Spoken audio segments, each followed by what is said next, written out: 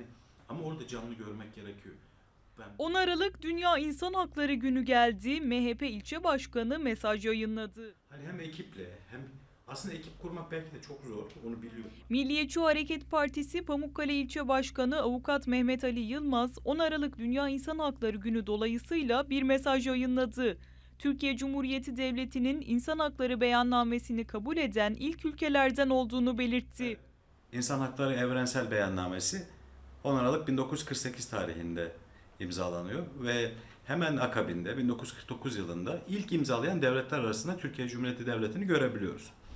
O haliyle Evrensel İnsan Hakları Beyannamesi'ne baktığımızda ırk, din, dil, mezhep ve inanç özgürlükleri bakımından herhangi bir sınıf ve kategorize yapmadan sadece insan olduğu için insana değer vermek ve insanı kıymetli kılmak, temel hak ve hürriyetlerden faydalandırmak yatıyor.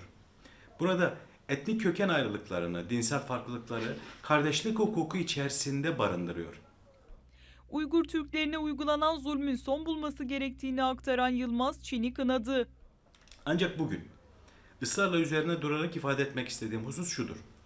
Çin tarafından Doğu Türkistan'da Uygur Türklerine uygulanan zulüm artık bir son bulmalıdır. İnsan hakları aktivistlerine bakın, yabancı hükümet bildirilerine bakın. Burada uluslararası yükümlülüklerini yerine getirmeyen bir Çin'i görebiliyoruz. İnsan haklarını temel hakkı olan yaşam hürriyetine müdahale etmek, hukuka aykırı fiil tesis etmek suretiyle insan haklarını ihlal eden Çin'i kınıyorum.